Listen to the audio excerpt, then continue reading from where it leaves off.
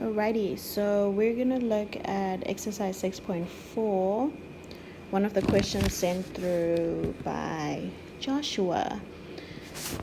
Okay, so the question is as follows. 2 sine squared theta minus sine theta cos theta being equal to 10 cos squared theta.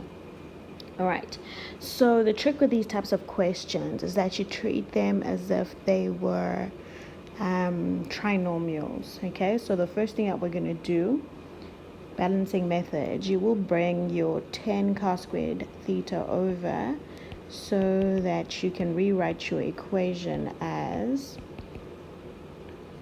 follows, with a minus 10 cos squared theta being equal to 0, like that.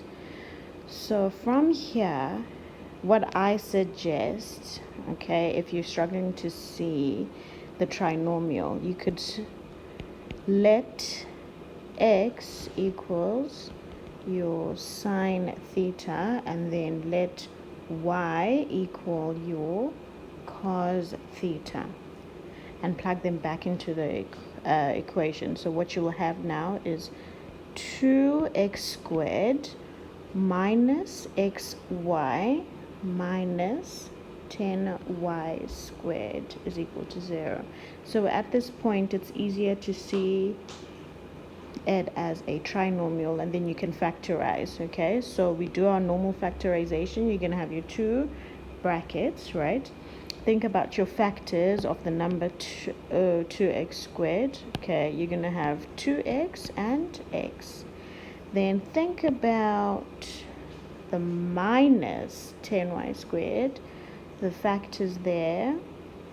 Okay, we're going to have 5 and 2, but now you need to decide where you're going to put each of them, right? So I'm going to put the 5y in the first bracket and then the 2y in the second bracket. Okay, this one's going to be negative, that one's going to be positive. From here, you can now choose to plug back in your sine theta and cos theta, or you can carry on solving it as x and y and then plug them in at the end. Okay, so 2x minus 5y is equal to 0, or the x plus 2y is equal to 0. So now we're at the point where, okay, we have 2x being equal to 5y, or x being equal to negative 2y. So I will then plug back in my sine theta and cos theta at this point. Okay, so 2 sine theta is equal to 5 cos theta, or sine theta is equal to minus 2 cos theta.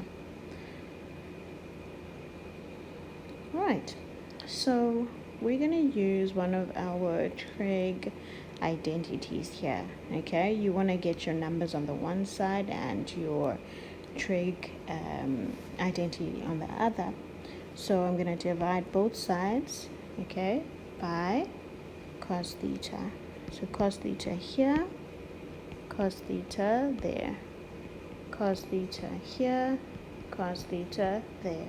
All right, so I'm at the point where I now have 2 tan theta is equal to 5, or tan theta is equal to negative 2. Right, we then divide both sides here by 2. So tan theta is equal to 5 over 2, or tan theta is equal to negative 2. Okay, so now we can find our general solutions, right? Inverse tan both sides. Theta is equal to inverse tan 5 over 2 plus, at this point some people use n, some people use k. I will use k multiplied by 180 degrees here, and then of course k is your integer. Okay, then for the other one, okay, theta inverse tan, your -2 plus k multiplied by 180 degrees, k being an integer. Okay, so on your calculators, when you solve the inverse tan 5/2, we get that